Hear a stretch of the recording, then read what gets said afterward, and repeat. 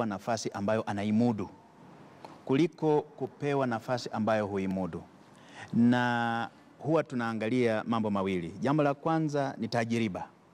Je, una tajiriba gani katika tasnia fulani au katika jambo fulani au katika taaluma fulani. Pili, kiwango cha masomo. Maana inaonekana kwamba kiwango cha masomo cha mtu pia humsaidia na tajiriba yake kuweza kutawala vizuri ama kufanya utendaji wake wa kazi kuwa bora.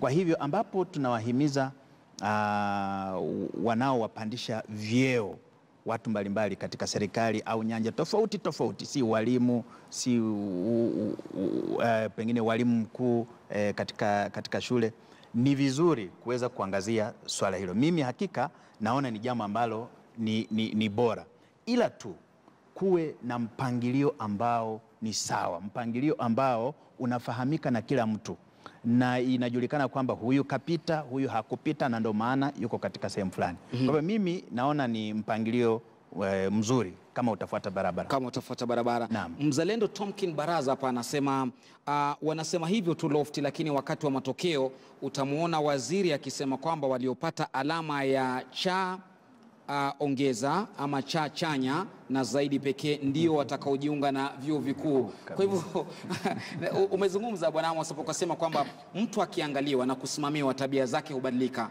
Sasa hivi watahiniwa wanaambiwa msiwe na wasiwasi, msisukumwe sana.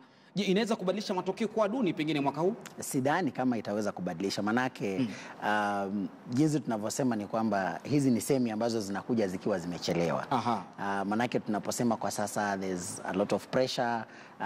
Leo Ijumaa watu wamekuwa misikitini wakiombea wanafunzi, kesho watu watakuwa kanisani wakiomba, Jumapili wakiomba, wazazi watakuwa wakiendelea kutoa ushauri na saha, zile success cards bado zinaendelea kutumwa na wanafunzi bado wanakumbushwa kuhusu Alliance na kuhusu Kenya High. Kwa hivyo sidhani kama litaweza, au chuo kikuu cha Nairobi na kadhalika. Kwa hivyo sidhani kama litaweza kupelekea matokeo kuwa duni. Kwa hivyo shinikizo la matokeo kuwa bora liko juu zaidi. Kwa mwaka huu kumekuwa na shinikizo kubwa zaidi kuhusiana na swala zima la mitihani. Hatuwezi kupinga kwamba kumekuwepo na tatizo la wizi wa mitihani au ile hadhi ya mitihani kuwa imeshuka kwa kiasi kikubwa sana, kiasi kwamba mitihani ilikuwa inanunuliwa shilingi 500, shilingi 1000 na kadhalika. Kwa hivyo ni sawa kabisa kwamba serikali imepiga hatua katika kuhakikisha kwamba tunarejesha hadhi katika mitihani, manake tunalenga kutumia mitihani kufanya maamuzi muhimu sana katika maisha ya wanafunzi. Hasa kwa mfano mwanafunzi anapomaliza kidato cha 4, matokeo ambayo atakuwa anayapata wewe pamoja na mwalimu hapa, tunaelewa kwamba pale tulipo kwa sasa imechangiwa kwa kiasi kikubwa zaidi na matokeo tuliyopata tulipokuwa tukifanya mitihani. Kwa hivyo tusipuuze matokeo. Kwa hivyo hatuwezi kuyapuuza kabisa, kwa sababu hivyo ndivyo mfumo ulivyo kwa sasa. Na sidhani kama serikali imeweza kutenda jambo lolote ambalo mbali na kutoa semi za kusema kwamba msikuwe na shaka kwamba imeweza kutenda jambo lolote. Kwa mfano ukiangalia hata ile sekta ya TVET, ni kweli kwamba serikali imeweza kujaribu kupiga hatua kubwa sana, imeweza kutoa mtaala mpya, imeweza kutoa vile vifaa na pia kujenga vile vyuo vya mafunzo ya anuwai na kadhalika. Lakini hata unapoangalia vyuo vyetu vikuu, hasa kabisa ukiangalia kwa mfano swala ambalo alikuwa akisema jana naibu wa rais, nafikiri alikuwa a little bit harsh kwa vyuo vyetu, manake vyuo vikuu vina majukumu matatu.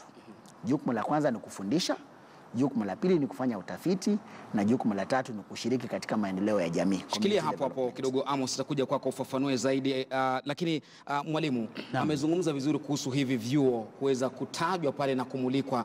Mwanafunzi ambaye ako na A umemchukua katika chuo chenu na mwingine ako na D, wote ukiwachukua ukiwaweka sawa pale, wanaweza kusoma na kutoka na matokeo sawia kuja kwa watu wa maana kama Amos tunayemwona hapo mtafiti wetu.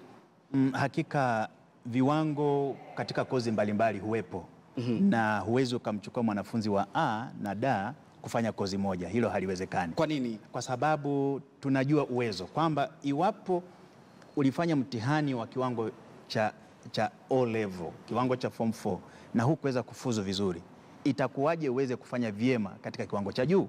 Kwa hivyo tunawachukua wote ambao wamefanya vizuri katika kiwango fulani, alafu nao wapewe hiyo kozi.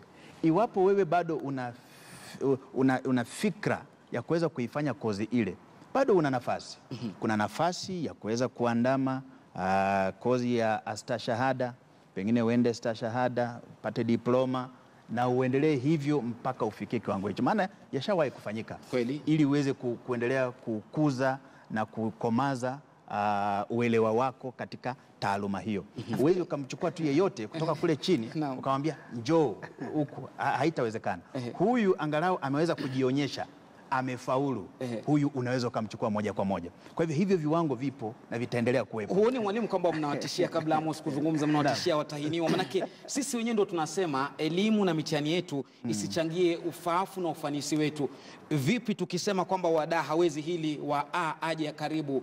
Hatuwashtui hawa wanafunzi na watahiniwa? Hakika naomba kusema kwamba, maana nina tajriba ya kufundisha katika shule za upili pia, na hatuwashtui hawa watoto. Tangu walipoingia kidato cha kwanza wamekuwa na makongamano mbalimbali kuhusu jinsi ya kuchagua kosi mbalimbali katika vyuo vikuu, siku ambayo inaitwa Careers Day. Kwa hivyo tangu kidato cha kwanza anajua kwamba nikifanya vyema, nikifanya hivi, hizi ndizo kozi ambazo nitaweza kuzifanya. Kwa hivyo anapofika kidato cha 4 anakumbushwa tu, si kwamba anashtuliwa. Kwa hivyo tayari ashatayarishwa. Nafikiri ningependa kusema kwamba anavyosema ni kweli, ila linarejelea swala ambalo nilikuwa nimelitaja kuhusu ubora wa mitihani. Swala hili linafaa tu wakati ambapo tumehakikisha kwamba mitihani yetu haina dosari, kwamba inatupatia kile ambacho tunalenga kukipata. Kuna baadhi ya careers, taaluma ambazo zinalenga swala la intelligence, na mitihani yetu jinsi ilivyo hapa nchini Kenya, sidhani kama ina uwezo wa kutuelezea intelligence quotient ya watoto wetu, IQ ya watoto wetu. Sidhani kama mitihani yetu ina uwezo wa kufanya swala hilo. Kwa hivyo mhadhiri anaweza kuwa anadanganyika na zile alama. Kabisa, anaweza kuwa anadanganyika na kuziangalia zile alama. Na ndiposa pia ningependa pale kuvikosoa vyuo vyetu, vyuo vya kitaifa, vyuo vikuu au vyuo vya mafunzo anuwai, kwamba vinakosea wakati ambapo vinategemea sana yale matokeo ambayo yanatolewa na mtihani wa kidato cha 4. Na niruhusu nitoe chuo kikuu kimoja ambacho kimekuwa ni mfano mwema sana wa namna ya kuwatambua wanafunzi ambao wanaweza kufanya kozi yoyote ile, na ni chuo kikuu cha Strathmore. Katika chuo kikuu cha Strathmore huwezi tu kusema kwamba umepata A kwa hivyo unafuzu kufanya law, bali utafika pale, kuna kile unapatiwa ambacho ni entry examination. Inaangalia attitude zako, zinaangalia utayari wako, iwapo una ile stamina ya kutosha ili uweze kuweza kufanya ile kozi. Kwa hivyo hakuna kile ambacho kinazuia vyuo vyetu, mbali na kuangalia ile grade ambayo mwanafunzi amepata pale form 4, kuweza kufanya majaribio zaidi ambayo yataweza kupelekea kweli kwamba je, huyu mwanafunzi anaweza kufanya kozi ama asifanye. Manake hatuwezi pia kupinga kwamba kuna wanafunzi ambao wanaathiriwa na mazingira. Kwa mfano, mwanafunzi ambaye anaweza kuwa ni mwanafunzi intelligent sana, lakini amesoma katika shule ambayo hakuweza kuiona microscope kwa sababu uwezo wa wazazi wake haukumwezesha kufika shule ambayo ilikuwa na vifaa vya kutosha. Swala la pili ni, kwa mfano, ukawa na mwanafunzi ambaye amefiwa ikiwa zimebakia siku 3 akaweza kufanya mtihani wake, yale mazingira yatamuathiri kwa kiasi kikubwa sana. Jambo la tatu, unaweza kuwa na mitihani, ukiangalia ile ratiba ya mitihani yetu, jambo la kwanza kwamba tuna mitihani ambayo ina karatasi nyingi sana. Kwa mfano, unaambiwa kwamba ufanye Kiingereza ambacho kina karatasi 3, unafanya hisabati ambayo ina karatasi 2. Kwa hivyo mwanafunzi anapofikia wiki ya 2 na wiki ya 3 tayari ashachoka. Haijalishi kwamba ubora wa yule mwanafunzi kwamba ni mwanafunzi mwerevu kwa kiasi gani. Kwa hivyo mojawapo ya suluhu ni kwamba tujaribu kupunguza idadi ya karatasi ambazo wanafunzi wanazifanya katika mitihani. Nitakuja tupate suluhu zaidi ya Mwasebu, tupate kauli yake mhadhiri wetu katika hili swala tu, manake amegusia, na nikiangalia sura yake Amos ni kana kwamba mitihani inaogopwa. Kwa nini mitihani iogopwe hivi kabla ya kupata suluhu? Inatisha kwa nini? Mitihani inatisha kwa sababu nafasi zinazogombewa ni chache kabisa. Sasa iwapo nafasi ni chache, nafasi ni ndogo kama ile ya Biblia ya tundu la sindano, sasa watu wataogopa, ni mimi nitaingia, ni nani ataingia? Na ndio maana miaka 4 iliyopita watu walitafuta njia mbadala, njia za mkato kabisa. Wakafanyaje? Nataka binti yangu, nataka mtoto wangu aweze kuingia. Sasa ndio maana wakaanza kununua karatasi, na kweli zikavuja, zikaenea kila mahali. Tunaziona wanakataa na zilikuwepo, lakini sasa angalau wamejaribu kudhibiti kweli kweli. Hilo naomba kuwapongeza. Ndugu Matiang'i, hongera sana. Na waendelee hivyo. Kwa hivyo, kwa sababu nafasi ni chache na hizo kozi pia katika vyuo pia ni chache. Maana hatuwezi tukawa na kozi zote katika vyuo vyote kwa kila mtu, haitawezekana. Sasa itakuwa vipi?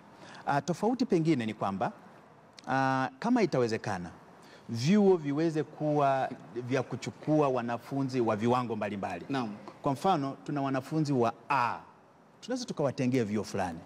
Kuna wanafunzi wa kiwango cha B, kiwango cha C, na kuna kozi ambazo wataweza kuzifanya katika kiwango hicho.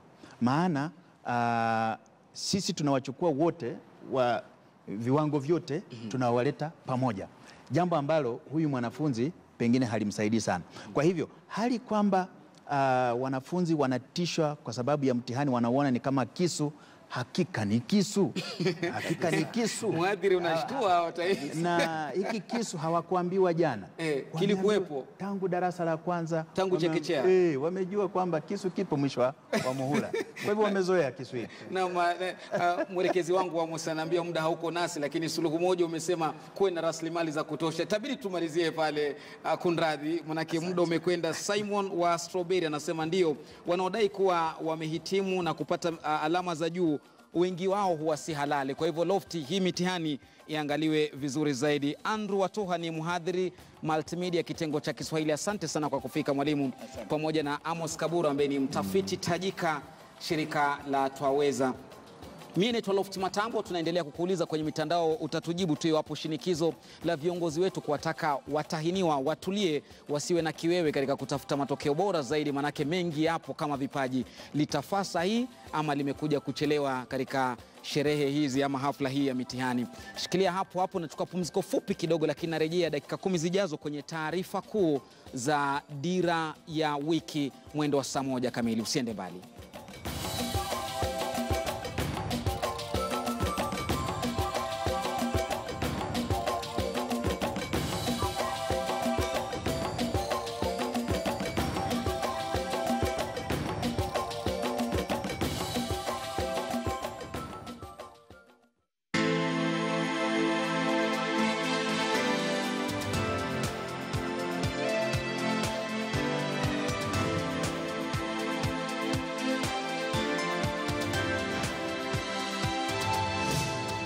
KTN News. Get the whole story.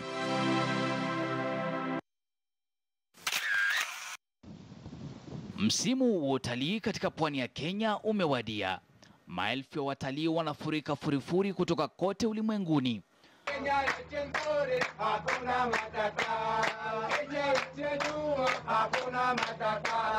Watamu ni moja ya maeneo yenye mnato mkubwa zaidi. Unaambiwa ni kijiji cha